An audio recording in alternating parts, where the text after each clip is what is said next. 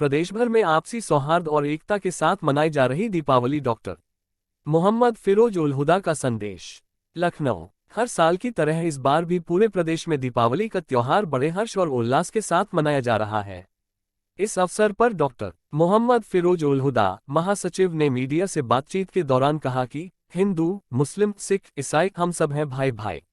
उन्होंने कहा कि देश की असली ताकत हमारी गंगा जमुनी तहजीब में है, जहां सभी धर्मों के लोग एक दूसरे के पर्व खुशी और सम्मान के साथ मनाते हैं। डॉक्टर हुदा ने आगे कहा कि हम दीपावली मनाते हैं, वैसे ही होली और ईद भी पूरे उत्साह से मनाते हैं। यही हमारी एकता और प्रेम का प्रतीक है। इस अवसर पर प्रदेश भर में सामाजिक संगठनों और नागरिकों ने दीपावली के पर्व पर एक दूसरे को शुभकामनाएं दी और आपसी भाईचारे का संदेश दिया। रिपोर्ट पत्रकार संतोष कुमार। दीपावली सिर्फ हिंदुओं का त्यौहार थोड़ी है। ईद ईद सिर्फ हिंदुओं का त्यौहार थोड़ी है, तो सभी मनाते हैं। ईद जैसे है वैसे दिवाली है, वैसे दशहरा है। सभी मिल करके सारा भारत मनाता है, बल्कि पूरा विश्व मनाता है। कुछ त्यौहार ऐसे हैं जो बहुत कॉमन हैं, वो हिंदू मुस्लिम या किसी धर्म से उनका ताल्लुक़ नहीं है। जैसे ईद है, हिंदू मुस्लिम सिख ईसाई सब मनाते हैं।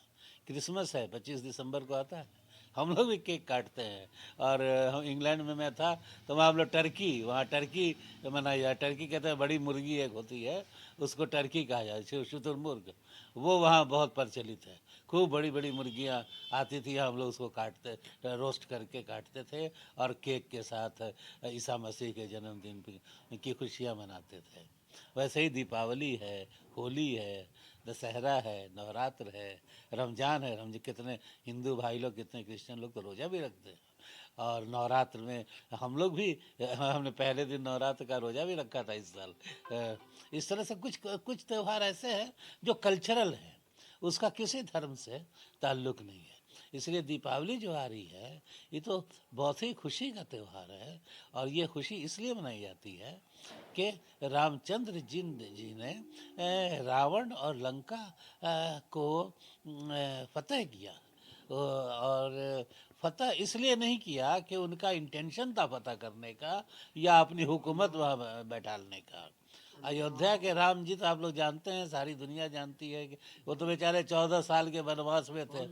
और जो आदमी वनवास में रहेगा, भूखा प्यासा तकलीफ में रहेगा, वो क्या इतनी दूर समुंदर के तट पे लंका के करीब जाएगा युद्ध करने के लिए या रावण से दुश्मनी निकालने के लिए? नहीं, वो तो मजबूरी थी उनकी। एक आपकी पत्नी को या मेरी पत्नी को या मेरे घर की किसी इम्पोर्टेंट मेंबर को कोई किडनैप करके ले जाए तो क्या हम शांत बैठेंगे? नहीं शांत बैठेंगे ना। तो बेचारे राम जी और सीता जी और लक्ष्मण जी 3 आदमी थे। उसमें से सीता जी को रावण बदतमीज जो है किडनैप करके ले गया। अब बचे 2, तो 2 आदमी क्या इतनी बड़ी लंका के हुकूमत से जंग कर सकते थे? लेकिन उनकी मजबूरी थी भाई, उनको अपने वाइफ को छुड़ाना था। हैं, क्योंकि उनके वाइफ के साथ कुछ भी हो सकता था, मोलेस्टेशन हो सकता था, मिसबिहेवियर हो सकता था। पता नहीं रावण ने क्या क्या सोच रखा था, हम लोग को नहीं मालूम। लेकिन उसको उनको छुड़ाने के लिए, सीता जी माता को छुड़ाने के लिए वो वहाँ तक गए। लेकिन उनके पास 2 ही आदमी थे, एक राम जी एक लक्ष्मण जी। तो उन्होंने भगवान ऊपर वाले की मर्जी से बानर सेना उनको मुहैया कराई। और उस भालू की सेना मुहैया कराई। और उन बादर सेना ने और भालू की सेना ने इतना बढ़िया काम किया जो रामचंद्र जी और लक्ष्मण जी अकेले तनहा नहीं कर सकते थे। उन्होंने जा करके अटैक किया और राम सेतु बनाया गया, कन्याकुमारी से लेकर के वहाँ तक, श्रीलंका के तट तक। और फिर ये लोग पान करके गए। हुदा साहब, अभी आप कहीं टूर पे गए थे और जब आप लौट के आए हैं तो आपने अपने ही घर में ताला टूटा हुआ दिखा है। क्या क्या चीजें चोरी हुई है और किस पे शक है आपको? हम तो इसको दिवाली और दशहरा की सौगात मान रहे हैं। सामान तो गया जो गया, लेकिन चलो जिसका भला हुआ वो समझिए हमारी तरफ से गिफ्ट है उसको, दीपावली और दशहरा की। अब उसको रोक के हम क्या करें?